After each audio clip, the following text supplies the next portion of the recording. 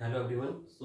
आज हम लोग एक नया सब्जेक्ट जो है उसको स्टार्ट कर रहे हैं और इस सब्जेक्ट का नाम है, जैसे बोर्ड पे आप देख भी सकते हैं लिखा हुआ है, इंजीनियरिंग मैकेनिक्स। और बेसिकली ये जो सब्जेक्ट हम लोग स्टडी करने जा रहे हैं, आज इसका पहला लेक्चर है और आगे नेक्स्ट कंटिन्यूशन में और लेक्चर्स जो हैं वो आपको इसी तरीके से मिलते रहेंगे। बेसिकली ये जो सिलेबस है totally related to the university which is doctor APJ Abdul Kalam technical university, जहाँ जिससे ये सिलेबस हमारा अटैच है। ठीक है, तो स्ट्रिक्टली हम लोग उसी सिलेबस को फॉलो करेंगे इन सारे सीरीज ऑफ लेक्चर्स में, और वन बाय वन करके देखेंगे, जो भी हमें पार्ट दिया हुआ है उसको डिस्कस करते जाएंगे।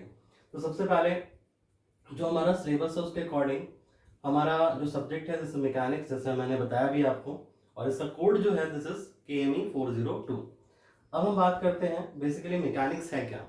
तो अगर मैकेनिक्स की हिस्ट्री देखी जाए तो मैकेनिक्स सब कह सकते हैं हम कि सबसे ओल्डेस्ट फिजिकल साइंस है, और इसका जो मोस्टली पार्ट है, वैसे कंट्रीब्यूशन हम कह सकते हैं कि बहुत सारे साइंटिस्ट ने इसमें टाइम टू टाइम कंट्रीब्यूशन दिया है, लेकिन सबसे इम्पॉर्टेंट नाम जो हमें इसमें दिखाई देता है वो है सर आइजैक न्यूटन का, 1642 से 1727।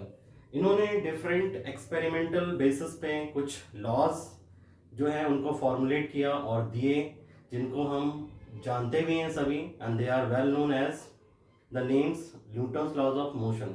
And we all know that there are 3 Newton's law of motion, और साथ ही साथ न्यूटन ने एक और लॉ दिया जिसको हम बोलते हैं लॉ ऑफ ग्रेविटेशनल। ओके, सो जो मैकेनिक्स है जिसका डेवलपमेंट कह सकते हैं हम कि सर आइजैक न्यूटन ने दिया, इसको हम बोलते हैं न्यूटोनियन मैकेनिक्स और क्लासिकल मैकेनिक्स। बेसिकली जितना भी पार्ट हम लोग स्टडी करेंगे वो सारा का सारा क्लासिकल मैकेनिक्स का ही पार्ट है, और इसी पे हम लोग बेसिकली स्ट्रिक्ट रहेंगे। ठीक है, तो सबसे पहले हम बात करते हैं कि मैकेनिक्स बेसिकली है क्या। कभी कभी 2 मार्क्स के क्वेश्चन जैसे जो आपके क्वेश्चन पेपर में आते हैं, आप सभी लोग उसका पैटर्न जानते ही हैं, तो उसमें ये 2 मार्क्स के क्वेश्चन में कभी कभी पूछ सकता है कि what do you understand by mechanics और बाय इंजीनियरिंग मैकेनिक्स। तो दोनों चीजें जो हैं वो हमें पता होनी चाहिए। तो सबसे पहले जो हम बात करते हैं कि मैकेनिक्स है क्या, तो the science which deals with the state of rest और द स्टेट ऑफ मोशन। बहुत ही केयरफुली ध्यान रखिएगा, with the state of rest और with the state of motion, either the object is at rest और it is moving of the bodies. Bodies की जगह आप यहाँ पे एलिमेंट्स का भी यूटिलाइजेशन कर सकते हैं। बॉडीज का मतलब है सिंपल, यहाँ पे जो भी ऑब्जेक्ट्स हैं उनके बारे में हम बात कर रहे हैं, और बेसिकली जो बॉडीज हैं दीज आर रिजिड बॉडीज। अभी हम बात करते हैं कि रिजिड बॉडीज हैं क्या। Under the action of forces is called the mechanics. Means कोई भी ऑब्जेक्ट या बॉडीज जिन पे जो फोर्सेस ऐड कर रहे हैं, चाहे वो इक्विलिब्रियम एट रेस्ट हो या चाहे वो मोशन कर रहे हो, उनका स्टडी जो हम करते हैं दैट इज द मैकेनिक्स। और जो हमने बात की कि रिजिड बॉडी बेसिकली है क्या, अगर हम रिजिड बॉडी कॉन्सेप्ट को समझना चाहते हैं तो ध्यान रखिए कि कोई भी ऑब्जेक्ट या कोई भी body under the action of forces अगर हम उसे देखें, और अगर उसमें कोई भी डिफॉर्मेशन हमें नहीं मिलता है या कोई भी चेंज इन लेंथ या चेंज इन डायमेंशन हमें नहीं दिखाई देता है, तो उसको हम बोलते हैं रिजिड बॉडी। ठीक है, या फिर हम इस तरीके से भी बात कर सकते हैं, सपोज करो हमारे पास कोई भी एक आर्बिट्री शेप की बॉडी है और यहाँ पर एक पॉइंट है ए और दूसरा पॉइंट है बी। अगर मैं इस पे मल्टीपल फोर्सेस जो है उनको अप्लाई करूं इस तरीके से, तो आप देखेंगे कि due to the action of these forces जो डिस्टेंस है, या कह सकते हैं कि एग्जैक्टली दोनों पॉइंट के बीच का जो डिस्प्लेसमेंट है दैट रिमेन्स कांस्टेंट, वो हमारा चेंज नहीं हो रहा है। कोई भी 2 पॉइंट ये हो सकते हैं उस बॉडी के ऊपर, उसको हम क्या बोलेंगे कि that object is a rigid one, या उसको हम क्या बोलते हैं रिजिड बॉडी। लेकिन ध्यान रखिएगा there is no perfectly rigid body in the, जो हम कह सकते हैं वेल नोन या इन द वर्ल्ड। तो ये हमारे पास एक बेसिकली हाइपोथेटिकल कॉन्सेप्ट है जिसको यूज करते हैं हम, जिसको लेके ही हम लोग मैकेनिक्स में बात करते हैं। और वहीं पे जब आप आगे की तरफ नेक्स्ट सेमेस्टर्स में जाएंगे तो आप एक सब्जेक्ट और स्टडी करेंगे जिसको हम बोलते हैं स्ट्रेंथ ऑफ मटेरियल। बेसिकली उसका एक यूनिट हमारे इस मैकेनिक्स के सिलेबस में भी है जो कि यूनिट नंबर 5 है। तो वहां पे हम बात करेंगे कि जो बॉडीज हैं they are not rigid body, means हमारा जो रिजिड बॉडी का कॉन्सेप्ट है उसको वहां पे हम ड्रॉप करेंगे, और वहां जो बॉडीज का स्टडी हम करते हैं उनको हम बोलते हैं deformable bodies. Deformable means under the action of forces the bodies will be deform. अब ये जो मैकेनिक्स जो लॉज हैं जो हमने बात करी, इनका एप्लीकेशन रियल लाइफ में जो हम करते हैं उसको हम बोलते हैं इंजीनियरिंग मैकेनिक्स। हम लोगों ने यहाँ पे लिखा हुआ भी है, a knowledge of its basic concepts and the principles is the must for an engineer engaged in the design and construction of various types of machines and structures. Basically यहाँ पे मशीन्स एंड स्ट्रक्चर्स में आपके बहुत सारे combination आ जाएंगे, जिसमें हम robotics को लेके भी बात कर सकते हैं, वाइब्रेशंस में भी बात कर सकते हैं, जहाँ पे मैकेनिक्स का जो यूटिलाइजेशन होता है वो हमें दिखाई दे। इवन फ्लूइड में भी हम मैकेनिक्स का यूटिलाइजेशन जो है उसको करते हैं। अब मैकेनिक्स जो है उसको उसका क्लासिफिकेशन जो है बेसिकली क्या है, कभी कभी ये क्वेश्चन भी हमसे एग्जाम में पूछ सकता है। तो हम यहाँ पे बात कर रहे हैं क्लासिफिकेशन ऑफ मैकेनिक्स। तो मैकेनिक्स को बेसिकली हम क्लासिफाई करते हैं तो दो पार्ट में, ब्रॉडली दो पार्ट में उसको क्लासिफाई करते हैं। First is known as the statics and second one is known as the dynamics. अब ये स्टैटिक्स और डायनामिक्स क्या है? स्टैटिक्स का मतलब है यहाँ पे when an object is at rest. तो रेस्ट का मतलब ये मत सोचिएगा कि उसके ऊपर कोई भी फोर्सेस नहीं एक्ट कर रहे हैं।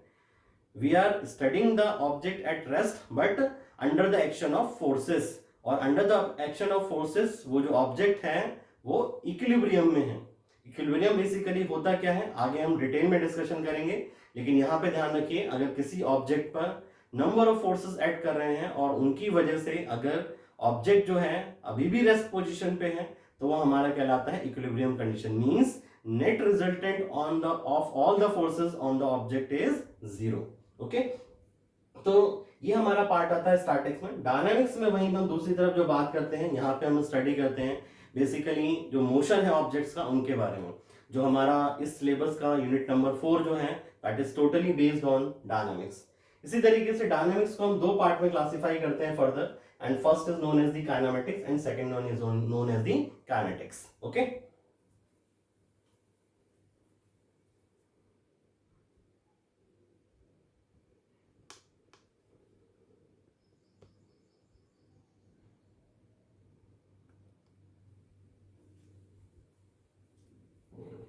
अब बेसिकली ये काइनेमेटिक्स और काइनेटिक्स क्या है? हमें मालूम है कि जब भी हम किसी ऑब्जेक्ट पे कोई फोर्स अप्लाई करेंगे तभी वो अपनी स्टेट को क्या करता है, चेंज करता है। ये हम आगे बात करेंगे। जैसे मैंने बताया कि सर आइजक न्यूटन ने जो थ्री लॉज दिए, लॉज ऑफ मोशन, उनमें हम इसके बारे में थोड़ा डिटेल में पढ़ेंगे। तो जो काइनेमेटिक्स है, काइनेमेटिक्स बेसिकली जब हम किसी भी ऑब्जेक्ट पे फोर्स लगा रहे हैं तो क्या होगा, उसमें जो मोशन हो रहा है, ठीक है, उस मोशन में ऑब्जेक्ट अपनी पोजिशन चेंज करेगा, ठीक है, उसमें कुछ टाइम कंज्यूम होगा जो पोजीशन चेंज कर रहा है, साथ ही साथ उसकी कुछ वेलोसिटी अचीव होगी और कुछ एक्सेलरेशन की भी हम बात करेंगे। तो डिस्प्लेसमेंट कह सकते हैं या पोजीशन, वेलोसिटी, एक्सेलरेशन और टाइम, इन सभी का आपस में इंटर रिलेशनशिप का जो स्टडी किया जाता है that is under the category of kinematics. यहां पर हम बेसिकली जो कॉज है, कॉज ऑफ मोशन है फोर्स, उसका स्टडी नहीं करते हैं। वहीं पे जो सेकेंड पार्ट हमने बात की काइनेटिक्स, ध्यान रखिएगा काइनेटिक्स जो हमारा पार्ट आएगा इसमें हम जो अभी हमने ऊपर वाले पार्ट में बात किया कि वेलोसिटी, डिस्प्लेसमेंट, एक्सेलरेशन, ठीक है, और टाइम के साथ इनका इंटर रिलेशनशिप, वो तो हम स्टडी करते ही करते हैं, लेकिन the main cause which is the force, जिसकी वजह से वो हमारे पास किसी भी ऑब्जेक्ट के स्टेट में चेंज आ रहा है या कोई रेस्ट पे है, तो अगर हम सफिशिएंट अमाउंट फोर्स लगा रहे हैं और वो अंडर मोशन आता है तो उस केस में हम क्या करते हैं, जब फोर्स का भी स्टडी करते हैं तो उसको हम बोलते हैं काइनेटिक्स।